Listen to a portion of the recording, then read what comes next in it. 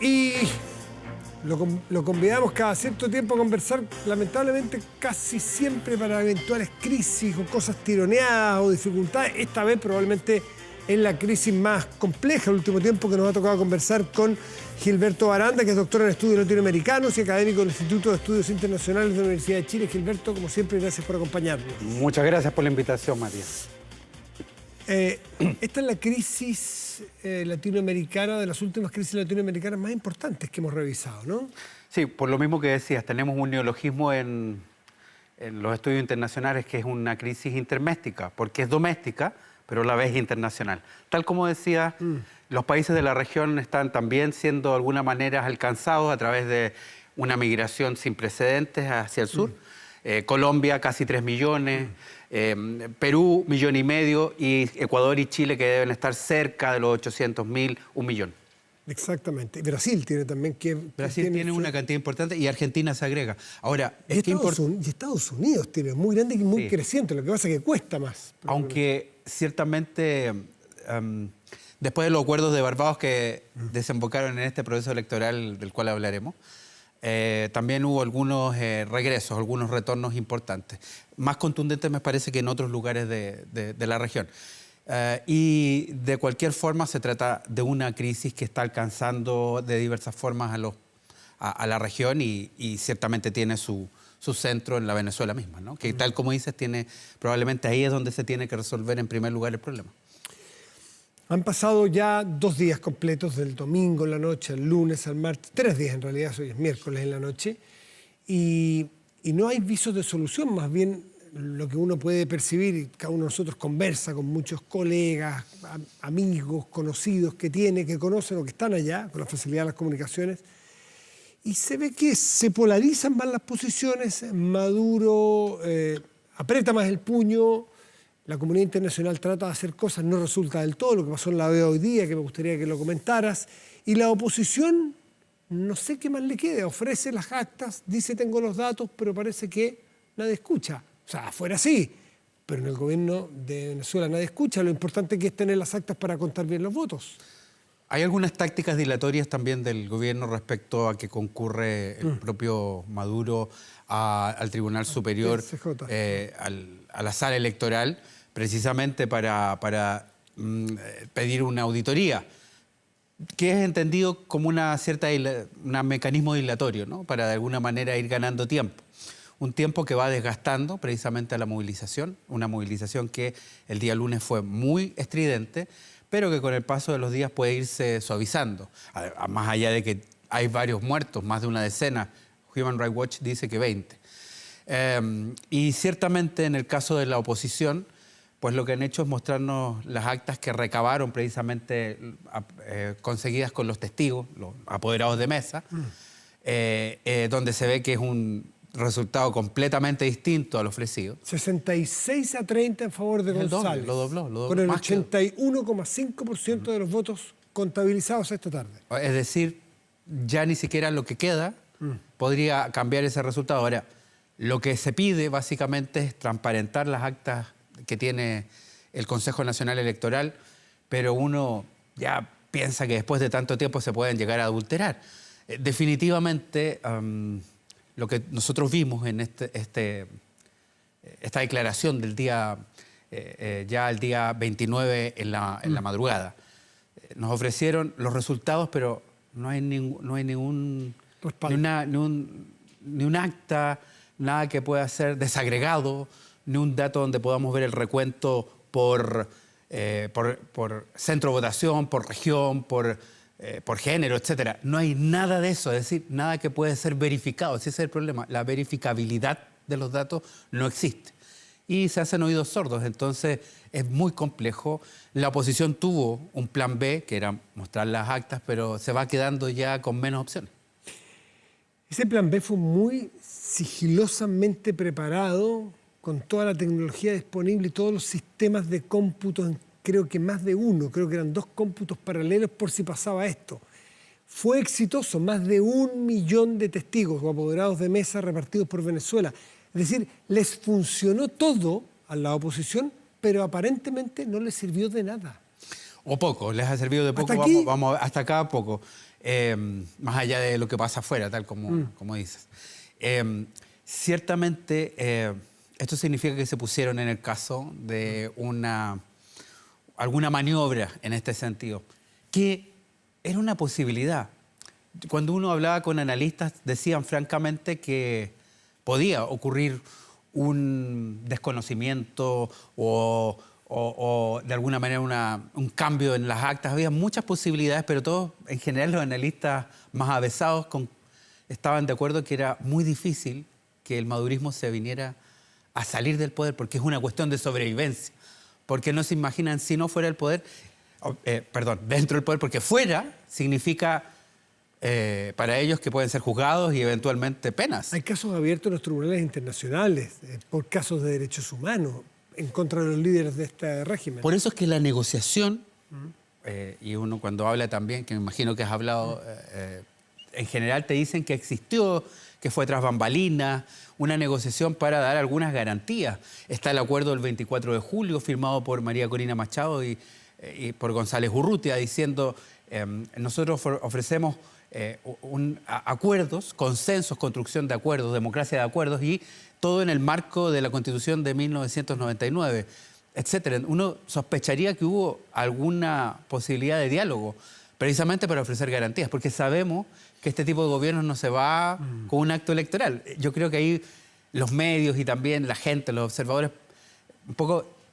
hubo una inflación de las expectativas, de que esto podía cambiar, pero por la naturaleza del régimen de Maduro no depende solo de los votos. Quién sabe, aquí opera el dicho, o puede operar el dicho del nadie sabe para quién trabaja, porque tanta expectativa generada por la oposición, tanta encuesta del 70 o 30 o 60, 30, hasta 40 puntos de ventaja decían tener. Las cifras parece que tenían razón, que a última hora, por lo que vimos, datos públicos, el régimen de Maduro tipo jueves o viernes antes empezó a apretar la mano y se notó en que expulsó de manera indiscriminada a todo veedor que no fuera exactamente matriculado con el régimen. Incluyendo el expresidente argentino. Él te iba a nombrar, un amigo de siempre de Maduro, Alberto Fernández. Afín. Lo que dijo, pero sí, lo que dijo en su momento fue, antes de viajar, el que pierda va a tener que reconocer la derrota. Lo llamaron y le dijeron, ¿sabe qué? No venga. ¿Para qué decir los senadores chilenos y en todas partes del mundo? Entonces, eso nos debió haber hecho pensar, esto viene mal aspectado, antes de la elección. Bueno, y poco antes de los resultados también Elvis Amoroso, el director del Consejo Nacional Electoral, el que está a cargo, también pidió que hubiese un compromiso de todas las candidaturas para reconocer los resultados, pero así de simple, sin ofrecer de alguna manera otro tipo de garantía. Había una serie de indicios que daban cuenta de cierto nerviosismo, de que realmente las encuestas podían tener algo de razón para el oficialismo. Pero la inflación de la expectativa fue superior. La verdad es que muchos esperaban un triunfo y un reconocimiento, y eso no fue. Y la verdad es bien difícil que sea. Es triste decirlo, pero no es fácil. La reacción de los países vecinos. El primero en reaccionar, y que hasta ahora los hechos le han dado la razón completa, es el presidente Boric. Minutos después de conocido las cifras por todo, un tuit muy clarito que Chile no va a reconocer ningún resultado sin que sea verificable. Algo así. Sí. Y eso ha terminado siendo un dogma que no ha fallado, porque lo piden todos, desde Estados Unidos, Biden, hasta Lula. Petro, que debe ser muy afín ideológicamente con Maduro, también pide cifras, también pide... Lula también. El mensaje fue mucho más largo, el de fue Petro, muy largo, porque sí lo leí. es su estilo. Pero lo primero es decidido respecto a pedir la transparentación de los datos, que es lo que no ocurre. Ahora, personalmente, a veces me quedo con la duda, porque así como acá se dice que varios políticos de todos los sectores dan volteretas, se dice, ¿no? Sí. Es inexplicable que él diga eso y hoy día su embajador en la Organización de Estados Americanos se haya propiciado la abstención. Entonces uno dice, bueno, acá hay dos posibilidades. O no está diciendo una cosa y piensa otra, o está en algún tipo de diálogo soterrado, tras bambalinas, para de alguna manera llegar a algún tipo de acuerdo de reconocimiento, de transparentación de datos. Pero en Brasil pasa lo mismo. Sí. Brasil y Colombia dijeron que dejaban a la espera su reconocimiento hasta conocer las actas, pero cuando fuimos hoy día a la tarde en la OEA, justamente se pidió que todos se manifestaran pidiendo eso mismo, se abstuvieron, o sea, no fueron capaces con su voto de solventar lo que habían dicho en su discurso. La resolución estuvo cerca de pasar, porque fueron 17 votos a favor, incluyendo el de Chile, de una resolución que dice un par de cosas, las más importantes, que reconoce lo multitudinario del acto electoral del domingo, pero además que es importante transparentar los datos. Y 17 votos a favor, 11 abstenciones y 5 estados que no concurrieron con representantes, como México. En general la idea que circula es que particularmente Brasil y México, que no estaba, operaron para de alguna manera traer votos a la abstención, al menos a la abstención, cosa que resultó, porque con 18 votos, uno más de los que hubo, eso habría resultado. Ahora, ¿qué hubiese pasado si pasaba esa...? Es un indicador, porque ciertamente estamos en un momento en que no muy boyante para los organismos multilaterales, y varios son ingrávidos, no tienen realmente una gravitación muy importante en los distintos gobiernos, pero son señales importantes. Ahora, en el caso de la OEA hay que recordar que Venezuela se retiró por ahí por el 2019, entonces tampoco estaba, eso hay que ser bien claro. ¿Bolivia estaba? Bolivia fue de uno de los votos de abstención. Abstención. Sí, uno de los 11. Está también no es fundación, la Carter, se llama se me va el nombre, no es agencia, ya me voy a acordar, que es la garantía de los votos incluso para el chavismo durante todos sus 20 y tantos años. Lo recibieron la semana pasada, diciéndole, bueno, ellos pueden entrar porque ellos nos dan garantías. Se han ido de Venezuela y han dicho que el proceso definitivamente no fue democrático. ¿Importa algo eso? Bueno, el Centro Carter fue crucial en la desactivación de la crisis, la primera importante del 2002. La que vivió el mismo Hugo Rafael Chávez Frías cuando hubo un intento de golpe de Estado y posteriormente una serie de movilizaciones, PDVSA también deteniendo la producción de petróleo por parte de ejecutivos y algunos dicen operadores. Hubo todo un proceso de negociación que tuvo al Centro Carter y a la OEA, a la OEA en esa época, para llegar a un acuerdo que culminó en 2004 con un referendo revocatorio que al final fue rechazado y Chávez se confirmó. Eso fue, yo diría, el momento crucial del Centro Carter. Posteriormente ha tenido algún grado de observación, pero ese es el que todos recuerdan. Y ciertamente el haber dicho que no hay credenciales para este tipo de evento electoral, credenciales democráticas, que no cuenta con todos los estándares que se requieren, es un elemento bien importante que hay que tomar en cuenta. Ahora, si los medimos en términos de si esto mueve al gobierno, pues no, porque la variable es que ellos buscan sobrevivir, es una cuestión de supervivencia. ¿Es la cubanización de Venezuela definitiva?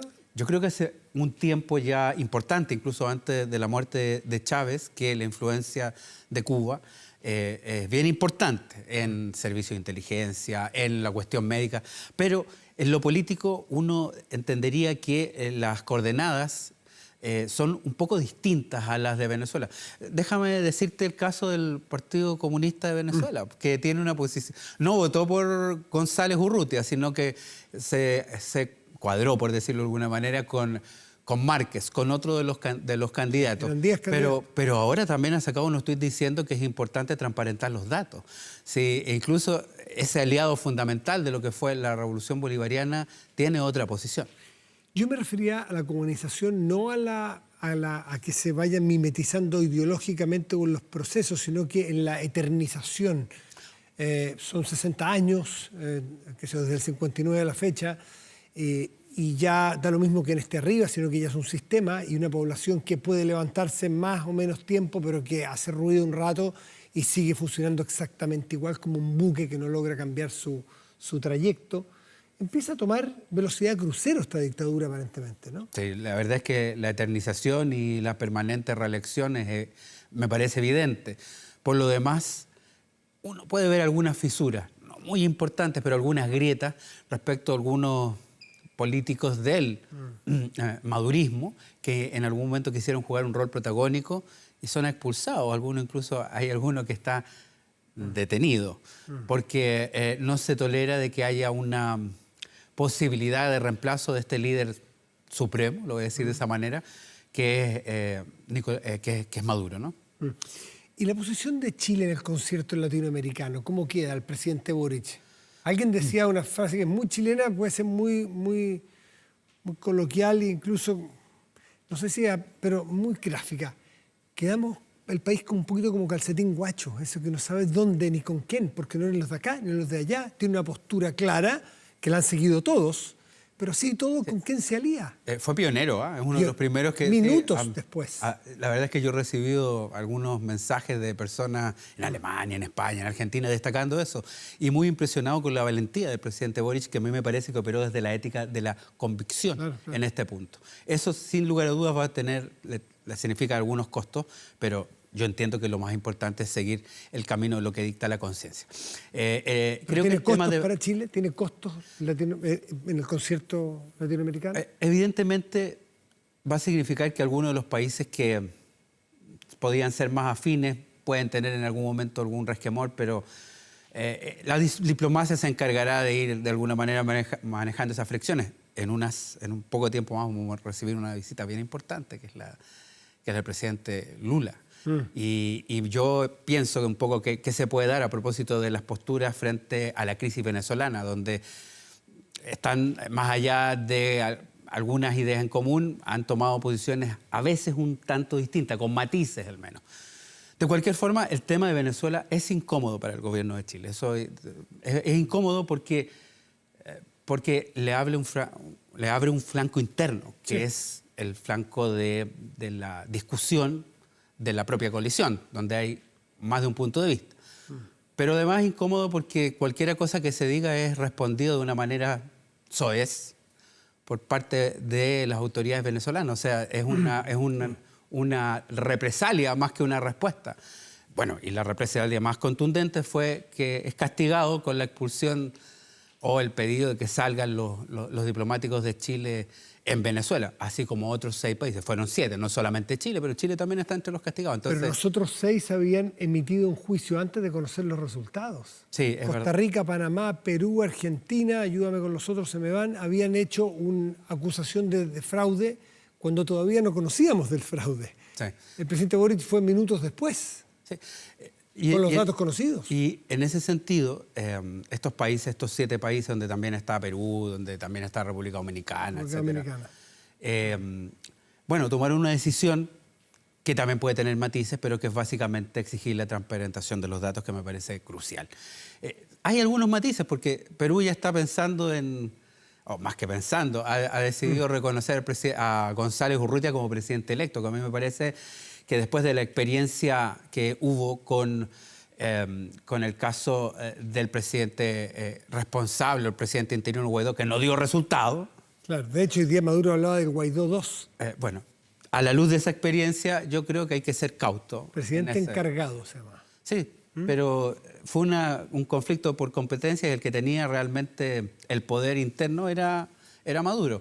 Fue una apuesta bien arriesgada que no salió bien, tengo que decirlo bien claro, no salió bien y por lo tanto yo creo que de la experiencia hay que aprender y en ese sentido creo que es importante ser bien claro, exigir lo que hay que exigir y los reconocimientos a otros gobiernos, eso hay que tomárselo con calma, ¿no? Hay que ser comedido en eso. Y si no pasa nada y pasa el tiempo y llega un momento en que Chile va a tener que aceptar el resultado porque la palabra está escrita del presidente.